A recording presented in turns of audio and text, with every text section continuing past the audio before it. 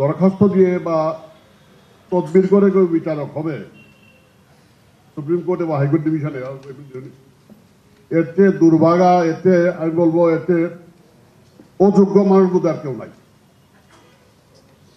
বিচারক হাইকোর্ট ডিভিশনে দুই জায়গা থেকে আসেন, একটা হচ্ছে বার থেকে আসেন, আর একটা সাবঅর্ডিনেট জুডিশিয়ারি থেকে আসেন। যোগ্যতা হচ্ছে at least 10 years practice in the high court division and at least 10 years service in subordinate judiciary.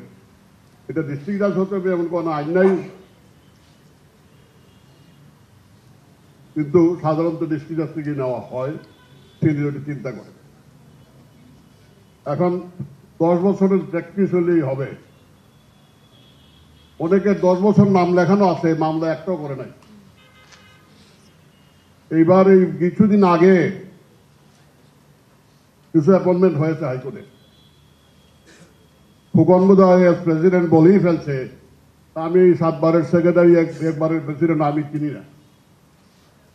আমি যেটা নিজেও বলতে চাই, আমি তো বেশি দিন হয় নাই রিটার্ন করেছি, এদের অনেককে আমি মনে হয় চিনি না, এদের কোনো মামলা করতে দেখি নাই। এটা আমি বুঝি নাই যে কি ভিত্তিতে এদের কোয়ালিফিকেশন অ্যাসেসমেন্ট করা হয়েছে, আমি ঠিক বুঝি নাই। যাই হোক, আমি যেটা মনে করি, হাইকোর্ট ডিভিশনে বিচারক নিয়োগে চিফ জাস্টিসের opinion is the best opinion. আর চিফ জাস্টিস তো একা অপিনিয়ন দেন না, উনি ওনার কলিগদের সাথে আলাপ করেই দেন। আমরা যেটা আগে দেখেছি, চিফ জাস্টিসরা কখনো কখনো ডাকতেন, সিনিয়রদের ডাকতেন, এবং যাদেরকে পছন্দ করেছেন মনে মনে ওদেরও ডাকতেন। আমি আমার নিজের কথাই বলি, আমি রাজনীতি করতাম, এটা অস্বীকার করার কিছু নাই। আমি বিচারক হব, আমি চাইনি। তারপরেও চিফ জাস্টিস হাসান সাহেব, উনি আমার শিক্ষক, উনি চান যে আমি বিচারক হই। আমি পালিয়ে বেড়াচ্ছিলাম। আরেকদিন আমি আর advocate Raisuddin and advocate Zakir Hossain, আমার দুই বন্ধু, আমরা ওনাকে গিয়েছি আইন সমিতির দাওয়াত দিতে। উনি সোজা বললেন, এই তোরা দাওয়াত দিবে, পরে এই হারামজাদারে জিজ্ঞেস কর। আমি তাদের জাত বানিয়ে চাই আসছি আর পালায় বেড়াই। যাই হোক, শেষ পর্যন্ত জাত আমাকে হইতে হয়েছে বা হয়েছি। তার আমরা যেদিন উঠলেই পিঠে হাত দিয়ে বলছিল, আশা করি আমার ইজ্জত তোমরা রাখবে। আমরা কতটুকু রেখেছি এটা এদেশের জনগণ বিচার করবে।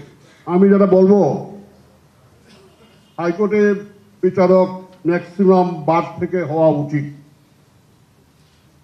এখানে সাধু আছে, ডিস্ট্রিক্ট জাজ আরো আছেন, আমার খুব কাছের লোকেরা। আমি যেটা আমার জীবনে খেয়াল করেছি, কিছু বিষয়ে এই সাবঅর্ডিনেট জুডিশিয়ারি থেকে যারা আসেন, কিছু বিষয়ে ওনারা কৃপণ, ওনাদের দৃষ্টিভঙ্গি সীমাবদ্ধ। এক্সেপশনও ছিলেন, আছেন অনেকে, নামও বলা যাবে, কিন্তু ম্যাক্সিমাম আমার মতে দৃষ্টিভঙ্গি ওনার সীমাবদ্ধ। এবং ওনাদের ক্রিমিনাল লেভেলে বসে রেখেছি, ওনাদের কনভিকশন দেওয়ার টেন্ডেন্সিটা বেশি। এটা হইতে পারে এক মানুষের এক এক অবস্থা। আমি যখন ক্রিমিনাল প্র্যাকটিস করেছি, খালাসের পক্ষে ছিলাম, সুতরাং দাস হওয়ার পরে আমি আমার ওইটাই মেনটেন করেছি যে একটা মানুষকে কোনো সন্দেহ থাকলে তাকে খালাস দেওয়া, এই সন্দেহের ঊর্ধ্বে না উঠে তাকে শাস্তি দেওয়া যাবে না। আর হাইকোর্টে আমরা যেগুলো শুনেছি, বড় বড় মামলা, ডেথ রেফারেন্স বা যাবজ্জীবন, একটা মানুষের জীবন আমি শেষ করে দেব, সন্দেহের ঊর্ধ্বে না থেকে হবে না। আমি বলবো যে এই বার থেকে যারা এক্সপিরিয়েন্স লইয়ার তাদের নিতে হবে, 10 বছর হলেই হবে না। আর আরেকটা জিনিস আমার চোখে পড়েছে, এজ লিমিট 45 ইয়ার্স। আমার মনে হয় এই কথাটা অযৌক্তিক না, এটা যুক্তিসঙ্গত। একবারে একটু কম বয়সের তাদের জন্য একটু বয়সের কারণে ইমেচুরিটি হয়। আজকে আমি দিন যে চিন্তা করি 70 বছরে, এই 25 বছর আগে আমি এটা চিন্তা করি নাই। সুতরাং এই বয়সের লিমিটটা বোধ হয় রাখা উচিত। এটা রাখতে গেলে আবার কনস্টিটিউশনে হাত দিতে হবে। কারণ আপনারা এটা কেমনি কি করবেন আমি জানি না। আর আমি বলবো যে কোথায় জানি দেখেছি যে পার্সেন্টেজ চেয়েছেন সাবঅর্ডিনেট জুডিশিয়ারি মেম্বাররা 70% না কত। আমি বলবো এটা ঠিক না, এটা ঠিক না। আমার দৃষ্টিতে ম্যাক্সিমাম 30%, ম্যাক্সিমাম 30%। আমি প্র্যাকটিক্যাল কারণগুলো বললাম, আপনারা কি মনে করবেন আমি জানি না।